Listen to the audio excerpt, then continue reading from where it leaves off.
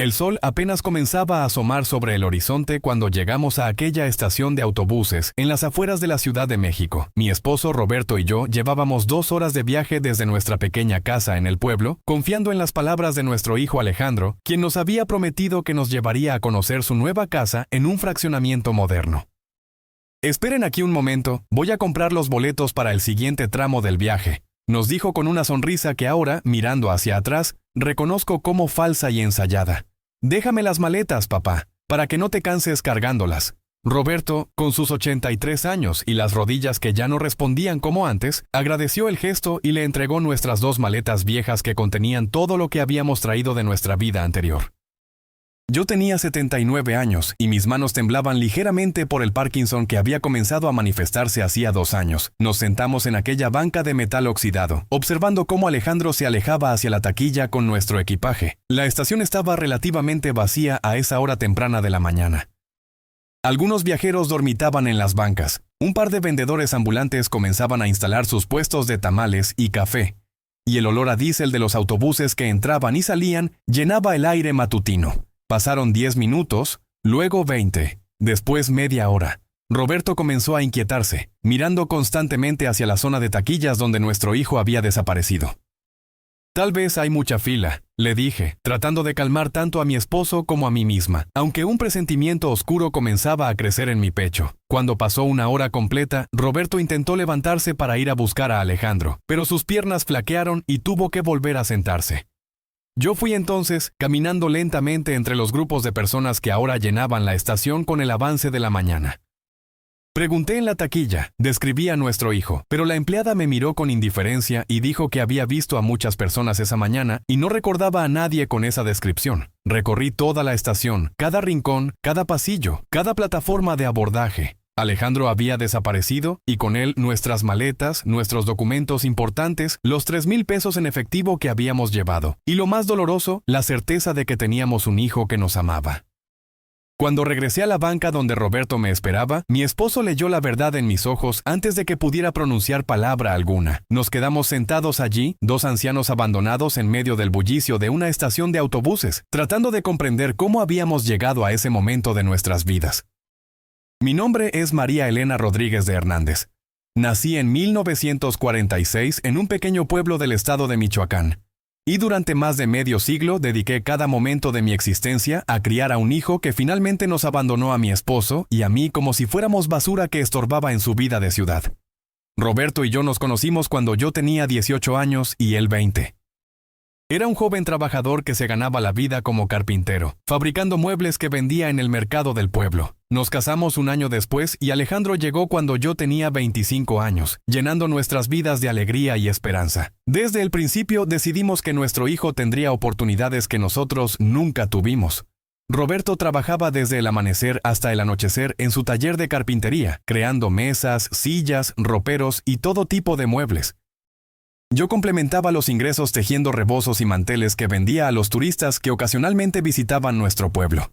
El dinero nunca sobraba, pero siempre alcanzaba para que Alejandro tuviera cuadernos nuevos, uniformes limpios y las 3 comidas diarias. Nuestro hijo era brillante en la escuela, siempre el primero de su clase, siempre con las mejores calificaciones. Los maestros nos decían que tenía un futuro prometedor, que debíamos hacer todo lo posible para que continuara sus estudios más allá de la secundaria. Cuando Alejandro terminó la preparatoria con honores, Roberto y yo vendimos el terreno que habíamos heredado de mis padres para pagar su entrada a la universidad en la Ciudad de México. Era una universidad privada y cara, pero teníamos fe en que nuestro sacrificio valdría la pena. Durante los 5 años que Alejandro estudió ingeniería industrial en la capital, Roberto y yo vivimos con lo mínimo indispensable. Comíamos frijoles y tortillas la mayoría de los días. Remendábamos nuestra ropa hasta que quedaba irreconocible. Dejamos de ir al médico cuando nos enfermábamos para ahorrar cada peso posible. Cada mes enviábamos dinero para la colegiatura, los libros, el cuarto que rentaba, su comida y sus gastos. Alejandro nos llamaba ocasionalmente para contarnos sobre sus estudios, sobre las oportunidades que se abrían ante él, sobre el futuro brillante que le esperaba. Papá, mamá, cuando me gradúe les voy a dar la mejor vida. Van a tener una casa grande y nunca más tendrán que preocuparse por el dinero, nos prometía con voz emocionada. Nosotros trabajábamos aún más duro, motivados por esas promesas, orgullosos de estar formando a un profesionista que nos sacaría de la pobreza. Alejandro se graduó con excelentes calificaciones y rápidamente consiguió trabajo en una empresa transnacional con un salario que para nosotros sonaba imposible. A los 2 años de estar trabajando, conoció a Vanessa, una licenciada en administración de empresas que venía de una familia adinerada de Polanco. La boda fue elegante y cara, celebrada en un salón de fiestas al que Roberto y yo llegamos sintiéndonos completamente fuera de lugar. Los familiares y amigos de Vanessa nos miraban con curiosidad mezclada con desdén, como si fuéramos especies exóticas que habían aparecido accidentalmente en su mundo de privilegios. Alejandro nos presentaba con frases que intentaban justificar nuestras ropas sencillas y nuestros modales de pueblo. Son mis padres, gente trabajadora y honesta del interior del país, decía con una sonrisa tensa que no llegaba a sus ojos.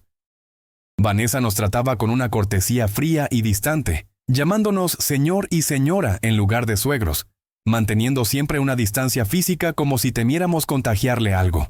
Después de la boda, las visitas de Alejandro a nuestro pueblo se fueron espaciando cada vez más. Primero venía cada mes, luego cada 3 meses, después solo en Navidad y cumpleaños. Sus llamadas telefónicas se hicieron breves y mecánicas, llenas de excusas sobre el trabajo, los compromisos sociales, los viajes de negocios. Cuando nacieron nuestros nietos, Diego y Sofía, pensamos que tendríamos la oportunidad de ser abuelos presentes y amorosos. Pero Vanessa dejó muy claro que no necesitaban nuestros servicios de cuidadores. Tengo nanas profesionales para los niños, nos informó cuando ofrecimos ayudar. Ustedes pueden visitarlos de vez en cuando, pero con aviso previo y en horarios convenientes. Las pocas veces que logramos visitar a nuestros nietos en su departamento lujoso de Santa Fe, era evidente que los niños habían sido instruidos para tratarnos con una amabilidad distante. Nos llamaban señor Roberto y señora María Elena en lugar de abuelo y abuela. Jugaban con nosotros unos minutos por cortesía antes de regresar a sus tabletas electrónicas y juguetes caros. Vanessa supervisaba cada interacción, interviniendo cuando usábamos palabras en español que consideraba incorrectas o cuando queríamos darles dulces tradicionales del pueblo. No les den esas cosas, están acostumbrados a productos orgánicos, decía con tono firme mientras nos quitaba las palanquetas de cacahuate que habíamos llevado con tanto cariño. Roberto y yo sentíamos que habíamos perdido no solo a nuestro hijo, sino también la oportunidad de ser abuelos de verdad. El momento que marcó el inicio de nuestro abandono definitivo llegó hace exactamente 1 año y medio, cuando Roberto sufrió un pequeño infarto que lo dejó debilitado y yo recibí el diagnóstico de Parkinson. Llamamos a Alejandro para informarle sobre la salud de su padre, esperando que viniera a visitarnos o al menos mostrara preocupación genuina. «Papá, qué mala noticia, pero confío en que se recuperará pronto», dijo con voz que sonaba más preocupada por la molestia que le causábamos que por el bienestar de su padre. «No puedo ir a visitarlos ahora porque tengo una presentación importante en el trabajo, pero les mando dinero para los gastos médicos». El dinero llegó, suficiente para cubrir las consultas y medicinas, pero la ausencia de nuestro hijo dolía más que cualquier enfermedad física. Durante los meses siguientes, la salud de Roberto se estabilizó, pero nunca regresó a ser la misma de antes. Sus movimientos se volvieron lentos y cuidadosos, como si temiera que otro infarto estuviera esperando el momento de atacar. Mi Parkinson progresaba gradualmente, haciendo que mis manos temblaran más cada día y que mi equilibrio se volviera precario. Mantener nuestra casa y sobrevivir con la pequeña pensión de Roberto se volvió cada vez más difícil. Fue entonces cuando Alejandro nos llamó con una propuesta que en ese momento nos pareció la solución a nuestros problemas. «Papá, mamá, he estado pensando mucho en su situación», dijo con tono que intentaba sonar preocupado y amoroso. «La casa del pueblo está muy vieja y ustedes necesitan cuidados que no pueden darse solos allí. Vanessa y yo hemos decidido que lo mejor es que vengan a vivir con nosotros a la Ciudad de México. Tenemos espacio suficiente y así podemos cuidarlos mejor». La propuesta nos llenó de esperanza. Pensamos que finalmente nuestro hijo había recordado el amor que le habíamos dado durante toda su vida, que estaba dispuesto a devolvernos aunque fuera una pequeña parte de todo lo que habíamos sacrificado por él. Vendimos nuestra humilde casa del pueblo a un precio muy bajo porque necesitábamos el dinero rápido. Empacamos nuestras pertenencias más importantes en 2 maletas viejas. Nos despedimos de los vecinos que habían sido nuestra familia durante décadas, de las calles donde habíamos caminado toda la vida, del taller de carpintería donde Roberto había creado miles de muebles con sus propias manos. El día que Alejandro llegó a recogernos al pueblo, venía solo en su camioneta nueva. «No quise traer a Vanessa y los niños porque el viaje es muy largo y se cansan», explicó mientras cargaba nuestras maletas. «Mejor nos vamos ya para llegar temprano a la ciudad». Durante las 2 horas de viaje hacia la Ciudad de México, Alejandro habló principalmente de su trabajo, de un ascenso que esperaba recibir, de los planes de mudarse a una casa aún más grande en un fraccionamiento exclusivo. Nosotros escuchábamos con atención, felices de pasar tiempo con nuestro hijo después de tantos meses sin verlo. Cuando llegamos a aquella estación de autobuses en las afueras de la ciudad, Alejandro estacionó la camioneta en un lugar alejado de las plataformas. Necesito que se bajen aquí porque hay mucho tráfico adelante y es mejor tomar un autobús que nos deje más cerca de la casa, explicó con la misma sonrisa falsa que solo ahora reconozco como tal.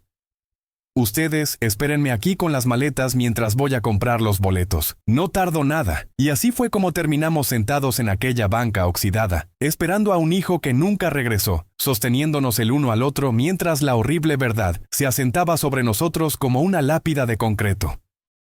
Nuestro hijo nos había abandonado, deshecho de nosotros como si fuéramos un problema molesto que finalmente había encontrado la manera de eliminar. Cuando el sol comenzó a ponerse ese primer día y la estación empezó a vaciarse, un guardia de seguridad se acercó a nosotros. «Señores, ¿van a tomar algún autobús o van a quedarse ahí toda la noche?», preguntó con tono que mezclaba curiosidad y fastidio. Roberto, con la poca dignidad que le quedaba, explicó que estábamos esperando a nuestro hijo que había ido a comprar boletos. El guardia nos miró con una expresión que había visto demasiadas veces antes y nos dijo algo que nunca olvidaré. «Señores, con todo respeto, creo que su hijo no va a regresar. He trabajado en esta estación durante 15 años y he visto esta situación muchas veces. Familias que abandonan a sus ancianos aquí porque ya no quieren cuidarlos. Es una realidad terrible, pero común». Sus palabras fueron como una bofetada que confirmaba lo que ya sabíamos, pero que nos negábamos a aceptar completamente. Roberto comenzó a llorar en silencio, lágrimas corriendo por sus mejillas arrugadas mientras sostenía mi mano con fuerza. Yo permanecí seca de lágrimas, demasiado conmocionada para procesar completamente la magnitud de lo que nos había sucedido. El guardia, cuyo nombre era Don Ramiro y que resultó tener un corazón mucho más grande que su apariencia ruda sugería, nos llevó a una pequeña oficina dentro de la estación. «Pueden quedarse aquí esta noche», dijo mientras nos traía 2 tazas de café caliente y unos bolillos con frijoles que había comprado en uno de los puestos. «Mañana vemos qué podemos hacer para ayudarlos». Esa primera noche fue la más larga y oscura de nuestras vidas. Roberto y yo nos acurrucamos juntos en un banco viejo dentro de aquella oficina, escuchando los sonidos de la estación que nunca dormía completamente, autos llegando y partiendo, voces distantes de viajeros, el silbato ocasional de algún guardia. Nos aferramos el uno al otro, 2 ancianos completamente solos en un mundo que parecía no tener lugar para nosotros. A la mañana siguiente, Don Ramiro regresó con más café y pan dulce. «He estado pensando en su situación», dijo mientras se sentaba frente a nosotros. «No puedo permitir que se queden aquí indefinidamente porque tengo jefes que preguntarían. Pero conozco a alguien que tal vez pueda ayudarlos». Resulta que Don Ramiro tenía una hermana llamada Guadalupe que administraba un pequeño albergue para personas en situación de calle en la colonia Buenos Aires. «No es un lugar lujoso», advirtió Don Ramiro. «Pero Doña Lupita tiene buen corazón y siempre encuentra manera de ayudar a quien lo necesita». Nos llevó ese mismo día al albergue, un edificio de 2 pisos que alguna vez había sido una casa familiar y ahora albergaba a aproximadamente 30 personas en diversas situaciones de vulnerabilidad. Doña Guadalupe era una mujer de unos 60 años, robusta y enérgica, con ojos que irradiaban bondad genuina. «Ay, Ramiro, ¿qué me traes ahora?», dijo cuando nos vio, pero su tono era cálido y acogedor. «Pasen, pasen. Aquí siempre hay espacio para uno más». Nos instalamos en un pequeño cuarto en el segundo piso que compartíamos con otras 2 personas mayores. Era un espacio reducido con 2 literas viejas, un closet compartido y un baño que usábamos por turnos con los otros residentes. Estaba infinitamente lejos de la comodidad de nuestra casa en el pueblo, pero al menos teníamos un techo sobre nuestras cabezas y comida caliente 2 veces al día. Durante las primeras semanas en el albergue, Roberto y yo caímos en una depresión profunda. Pasábamos los días sentados en el pequeño patio del albergue, mirando al vacío, procesando el dolor de haber sido abandonados por el hijo al que habíamos dedicado nuestras vidas enteras. Las noches eran peores, llenas de preguntas sin respuesta que nos atormentaban. ¿Cómo pudimos criar a alguien capaz de hacer esto? ¿En qué momento perdimos a nuestro hijo? ¿Habíamos sido malos padres sin darnos cuenta? ¿Merecíamos de alguna manera este destino terrible? Doña Guadalupe intentaba animarnos constantemente. «No se rindan, todavía tienen mucho que ofrecer al mundo», nos decía mientras servía la comida en el comedor comunitario. La vida no termina porque alguien nos haya traicionado, incluso si ese alguien es nuestra propia sangre. Pero sus palabras, aunque bien intencionadas, no penetraban la coraza de dolor y desesperación que nos envolvía. Fue un encuentro casual, lo que comenzó a cambiar nuestra perspectiva y finalmente nos sacó del abismo de la desesperanza. Una tarde, mientras Roberto y yo estábamos sentados en el patio del albergue, llegó una mujer joven llamada Patricia que trabajaba para una organización no gubernamental dedicada a ayudar a personas mayores en situación vulnerable. Doña Guadalupe me contó sobre ustedes, dijo Patricia mientras se sentaba a nuestro lado. Me gustaría escuchar su historia si están dispuestos a compartirla. Durante las siguientes 2 horas, Roberto y yo le contamos todo. Nuestra vida en el pueblo, los sacrificios que hicimos por Alejandro, cómo trabajamos hasta el agotamiento para pagarle la universidad, el distanciamiento progresivo de nuestro hijo y finalmente el abandono en la estación de autobuses. Patricia escuchó con atención, tomando notas ocasionalmente, haciendo preguntas que demostraban genuino interés y empatía. Cuando terminamos de hablar, Patricia nos miró con una mezcla de tristeza y determinación.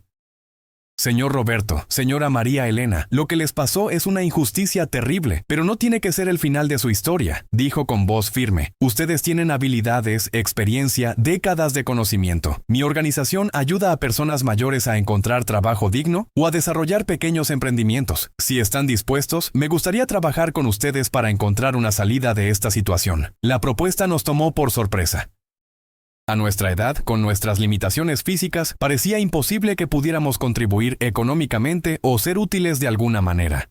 Pero Patricia insistió, explicando que había visto a muchas personas mayores reinventarse y prosperar cuando se les daba la oportunidad y el apoyo adecuados. Durante los siguientes días, Patricia vino al albergue varias veces para hablar con nosotros sobre nuestras habilidades y experiencia. Roberto le contó sobre sus décadas como carpintero, sobre los miles de muebles que había creado con sus propias manos, sobre técnicas tradicionales de carpintería que había aprendido de su padre y abuelo. Yo le hablé sobre mi experiencia tejiendo rebozos y manteles, sobre los diseños tradicionales de Michoacán que llevaba en la memoria, sobre cómo podía crear piezas hermosas incluso con mis manos temblorosas. Patricia se emocionó visiblemente mientras escuchaba. Esto es exactamente lo que estaba esperando escuchar, dijo con entusiasmo.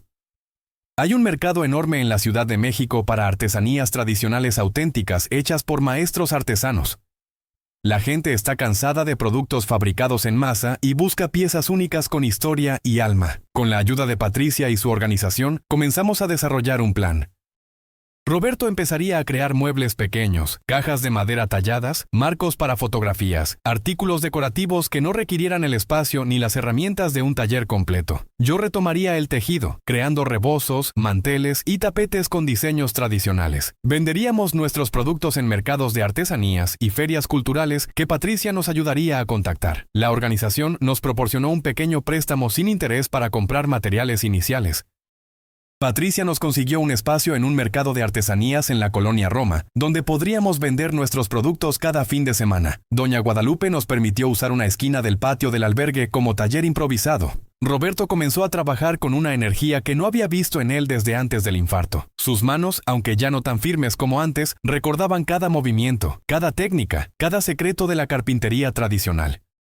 Compraba madera reciclada en mercados de segunda mano y la transformaba en piezas hermosas. Cajas con incrustaciones de diferentes maderas, marcos tallados con diseños florales, pequeños baúles con bisagras de metal que él mismo adaptaba. Cada pieza llevaba horas de trabajo meticuloso, pero el resultado era impresionante. Yo retomé el tejido con dedicación renovada. Mis manos temblaban por el Parkinson, pero descubrí que cuando me concentraba en el tejido, el temblor disminuía significativamente, como si mi cerebro recordara un patrón tan profundamente arraigado que lograba superar temporalmente la enfermedad. Compraba hilos de colores vibrantes y creaba rebozos con los diseños tradicionales que mi madre me había enseñado cuando era niña. Cada pieza llevaba semanas de trabajo, pero cuando terminaba un rebozo y lo extendía para admirarlo, sentía un orgullo que no había experimentado en años. Nuestro primer día en el mercado de artesanías fue aterrador y emocionante al mismo tiempo. Llegamos temprano en la mañana cuando los vendedores estaban instalando sus puestos. Patricia nos había conseguido un espacio pequeño pero bien ubicado cerca de la entrada. Colocamos nuestros productos sobre una mesa sencilla, los muebles de Roberto en un lado y mis textiles en el otro. Observamos nerviosos cómo el mercado se llenaba de visitantes, personas de todas las edades que paseaban entre los puestos, buscando artesanías auténticas. Durante la primera hora, muchas personas se detenían a mirar nuestros productos, preguntaban precios, pero nadie compraba nada. El desánimo comenzaba a apoderarse de nosotros cuando una mujer elegante de unos 50 años se acercó a nuestro puesto. Recogió uno de los rebozos que yo había tejido, lo extendió para examinarlo mejor, y sus ojos se iluminaron. «Esto es trabajo auténtico», dijo con admiración evidente. «Puede verse el amor y el cuidado en cada hilo». «¿Cuánto cuesta?». Cuando le dije el precio que Patricia nos había sugerido, la mujer no regateó. «Me lo llevo y también quiero ese otro rebozo azul para mi madre», dijo mientras sacaba su billetera. Pasó luego a examinar los trabajos de Roberto.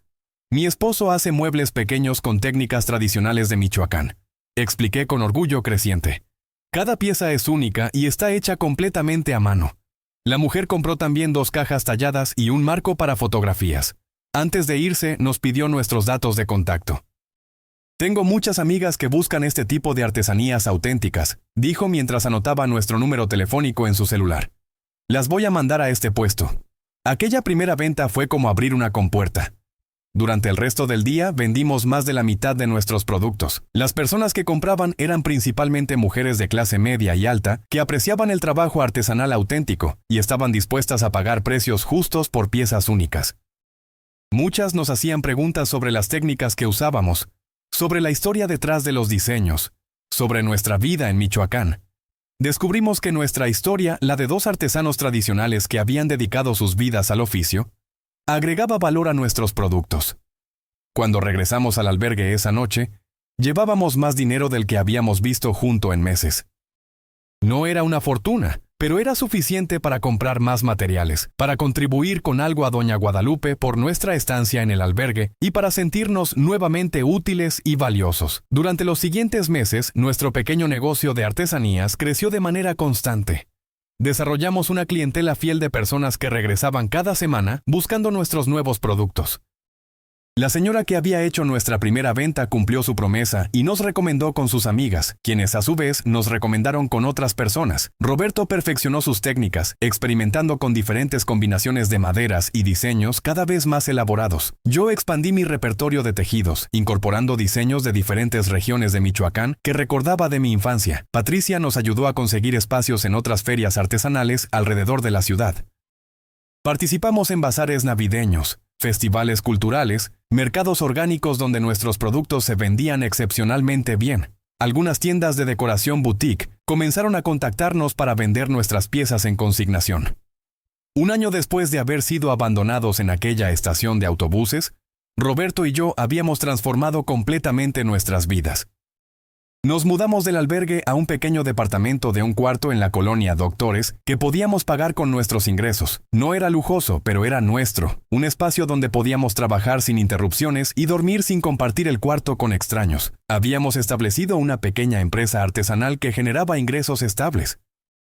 Más importante aún, habíamos recuperado nuestra dignidad, nuestro sentido de propósito, la certeza de que todavía teníamos valor y podíamos contribuir al mundo. Cuando cumplimos exactamente 2 años desde el abandono, decidimos hacer algo que habíamos estado considerando durante meses. Contactamos a un abogado que trabajaba con la organización de Patricia para iniciar un proceso legal contra Alejandro por abandono de personas adultas mayores.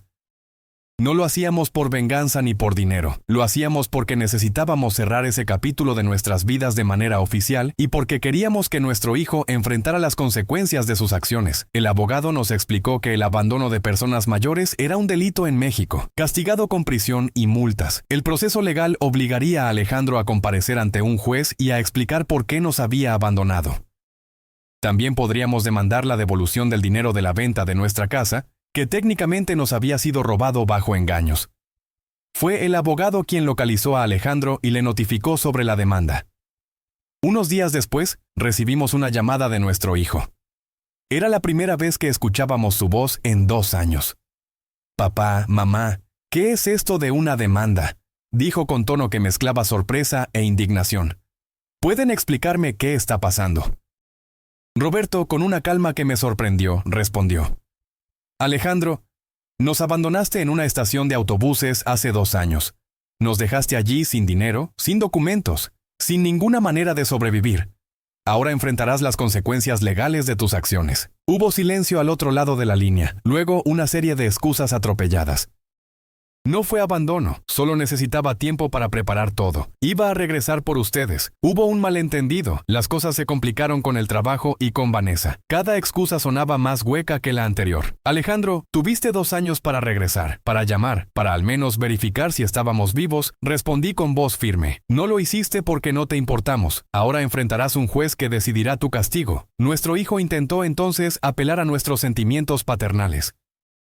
Soy su hijo. ¿Cómo pueden hacerme esto? Me van a meter a la cárcel, van a arruinar mi vida. Pero sus palabras no nos conmovieron como habría sucedido en el pasado. Alejandro, tú arruinaste tu propia vida cuando decidiste abandonar a tus padres ancianos y enfermos, dijo Roberto. Nosotros solo estamos buscando justicia. Los días previos a la primera audiencia legal fueron tensos. Patricia y nuestro abogado nos prepararon para testificar, explicándonos qué esperar del proceso judicial.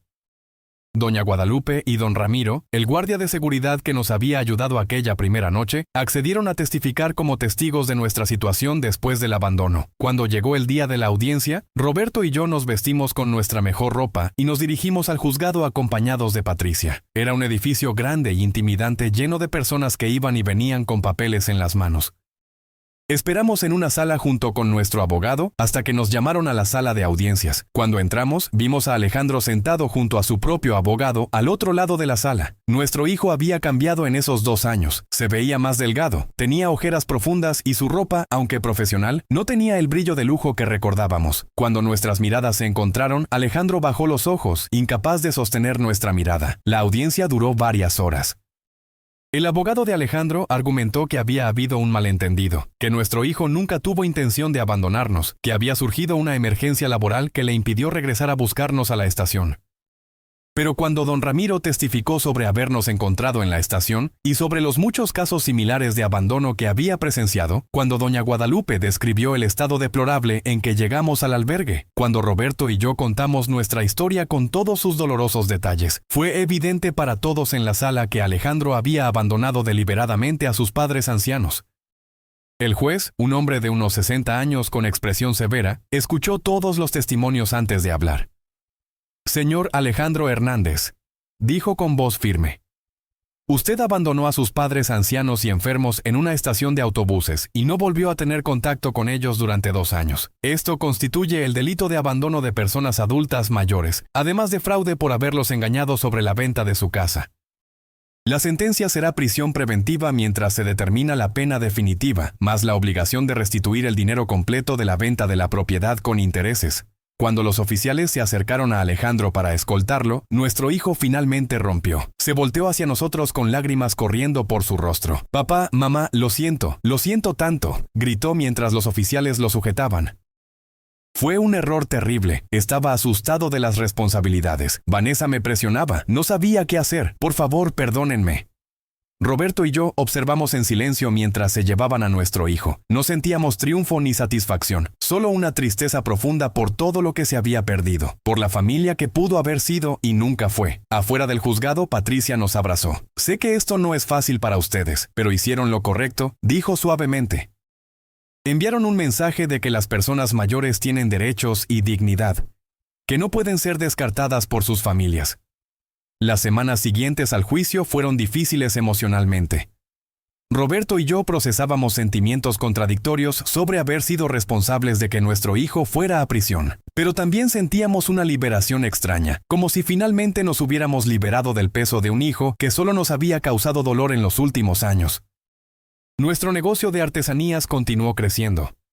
Una revista local de diseño escribió un artículo sobre nosotros, 2 artesanos tradicionales que habían superado el abandono familiar para construir una vida digna a través de su trabajo. El artículo atrajo más clientes y más atención mediática. Pronto estábamos recibiendo invitaciones para dar talleres sobre técnicas tradicionales de carpintería y tejido. Universidades nos contactaban para documentar nuestros conocimientos. Tiendas de diseño de alta gama querían vender nuestros productos. Alejandro cumplió 6 meses de prisión antes de ser liberado bajo fianza, mientras esperaba la sentencia definitiva. El juez ordenó que nos restituyera el dinero de la casa, que pagara una compensación adicional por daños y que realizara servicio comunitario en un asilo de ancianos. Cuando nuestro hijo salió de prisión, intentó contactarnos nuevamente. Esta vez no era para pedir ayuda ni para dar excusas, sino para disculparse genuinamente. Nos pidió permiso para visitarnos en nuestro departamento. Roberto y yo discutimos largamente si debíamos aceptar. Finalmente decidimos que sí. No para reconciliarnos completamente, sino para intentar al menos cerrar esa herida abierta de manera más sanadora. Cuando Alejandro llegó a nuestro pequeño departamento, se veía humilde y avergonzado.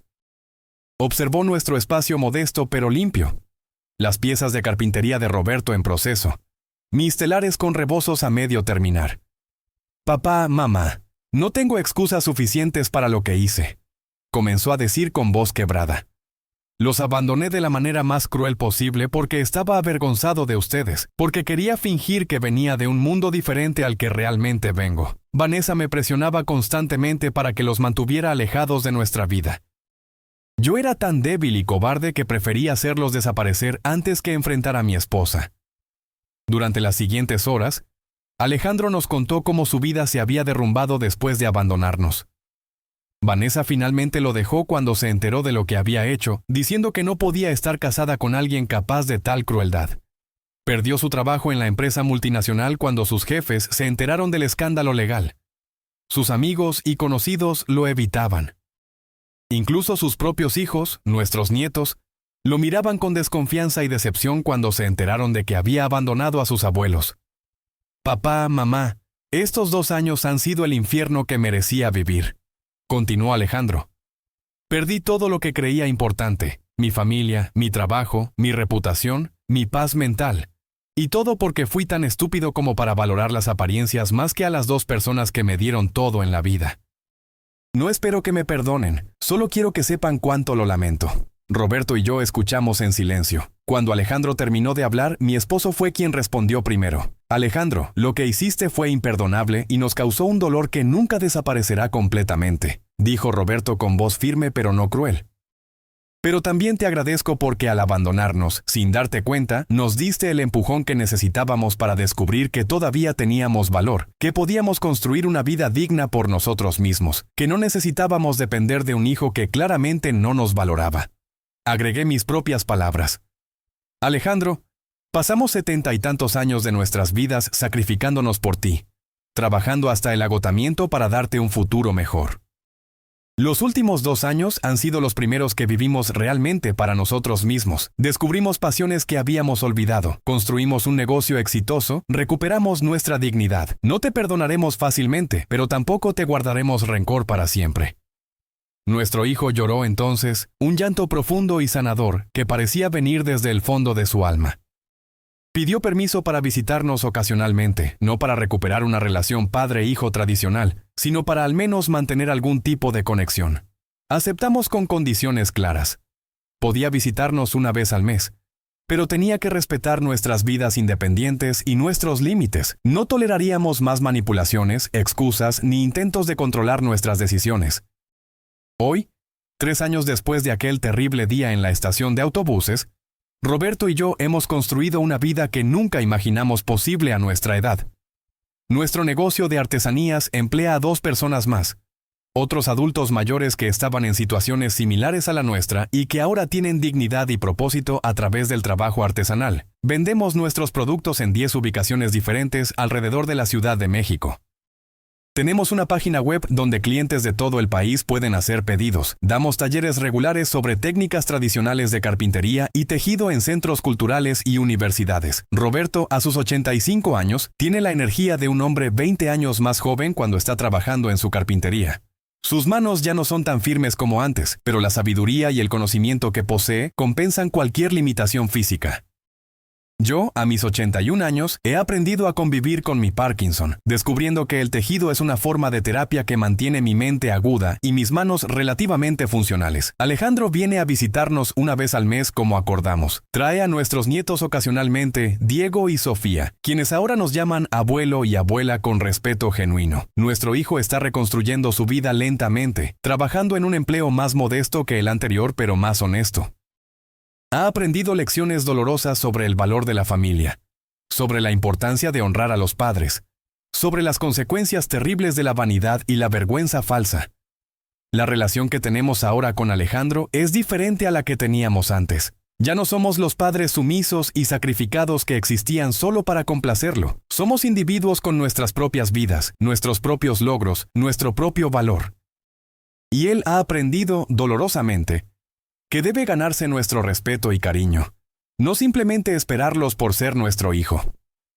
La lección más importante que aprendimos de esta experiencia terrible es que nunca es tarde para reinventarse, que el abandono puede ser paradójicamente liberador, que el verdadero valor de una persona no está determinado por lo que otros piensan de nosotros, sino por lo que elegimos hacer con las circunstancias que se nos presentan. Aprendimos que los padres pueden amar a sus hijos sin sacrificar completamente su propia identidad, que establecer límites saludables es un acto de amor propio necesario, que perdonar no significa olvidar ni permitir que nos lastimen nuevamente. Hoy, cuando Roberto y yo nos sentamos en nuestro pequeño taller departamento rodeados de las obras de arte que creamos con nuestras manos, miramos atrás a aquel día terrible en la estación de autobuses no con amargura sino con extraña gratitud. Fue el punto más bajo de nuestras vidas, pero también fue el catalizador que nos obligó a descubrir fuerzas que no sabíamos que poseíamos, talentos que habíamos olvidado, posibilidades que parecían imposibles. A las personas mayores que puedan estar escuchando esta historia y que se sienten descartadas, invisibles, sin valor en una sociedad que parece adorar solo la juventud, les decimos esto con toda la convicción de nuestra experiencia. Ustedes tienen inmenso valor. Sus años de experiencia son recursos invaluables. Sus habilidades desarrolladas durante décadas son tesoros que el mundo necesita desesperadamente. Nunca es demasiado tarde para comenzar de nuevo, para encontrar propósito renovado, para construir una vida de dignidad y significado. A los hijos que lean o escuchen esta historia, les pedimos que reflexionen sobre cómo tratan a sus padres ancianos. Sus padres sacrificaron años de sus vidas para criarlos, alimentarlos, educarlos, darles oportunidades. No merecen ser descartados cuando se vuelven inconvenientes o cuando ya no encajan en la imagen que ustedes quieren proyectar. Honrar a los padres no es solo un mandamiento religioso, es un imperativo moral que define el tipo de persona que ustedes son. Y a las familias en general les decimos que la verdadera riqueza no está en las casas grandes, los coches lujosos, los trabajos prestigiosos o las cuentas bancarias abultadas. La verdadera riqueza está en las relaciones genuinas, en el respeto mutuo, en la capacidad de estar presente para quienes nos necesitan, en la humildad de reconocer que todos envejeceremos algún día y necesitaremos la misma compasión que tal vez no estamos dando ahora. Roberto y yo somos prueba viviente de que la adversidad más terrible puede transformarse en oportunidad cuando nos negamos a rendirnos, cuando elegimos levantarnos una vez más después de ser derribados, cuando descubrimos dentro de nosotros reservas de fuerza y coraje que no sabíamos que existían. Nuestro mensaje final es simple pero profundo. El abandono de Alejandro fue la peor traición que podíamos imaginar, pero también fue, paradójicamente, el regalo más grande que inadvertidamente nos dio. Nos obligó a crecer de maneras que nunca hubiéramos crecido en la comodidad. Nos forzó a descubrir quiénes éramos realmente más allá de nuestros roles como padres. Nos empujó a construir algo hermoso de las cenizas de nuestra devastación. Hoy, cuando miramos las obras que creamos, los muebles bellamente tallados de Roberto, los rebozos intrincadamente tejidos que yo produzco, vemos más que objetos para vender. Vemos símbolos de nuestra resiliencia, testimonios de nuestro valor duradero, evidencia tangible de que dos personas mayores abandonadas en una estación de autobuses pudieron no solo sobrevivir, sino prosperar. Vemos prueba de que el final de un capítulo doloroso puede ser el comienzo de una historia aún más hermosa si tenemos el coraje de escribirla nosotros mismos. Y esa es la verdadera victoria, no sobre Alejandro, sino sobre las circunstancias, sobre las limitaciones que la sociedad impone a las personas mayores, sobre las voces internas que susurran que somos demasiado viejos, demasiado débiles, demasiado tarde para comenzar algo nuevo. Demostramos que esas voces están equivocadas, que nunca es demasiado tarde, que la edad es solo un número cuando el espíritu permanece fuerte, cuando el corazón sigue latiendo con propósito, cuando las manos, aunque temblorosas, aún pueden crear belleza. Esta es nuestra historia, la historia de María Elena y Roberto Hernández, dos ancianos que fueron abandonados pero que se negaron a permanecer víctimas, que transformaron el peor momento de sus vidas en el catalizador para su mayor logro, que encontraron dignidad y propósito cuando el mundo esperaba que simplemente desaparecieran en silencio. Que nuestra historia inspire a otros a nunca rendirse, sin importar cuán oscuro parezca el camino, porque siempre hay luz al final del túnel cuando nos atrevemos a seguir caminando hacia ella.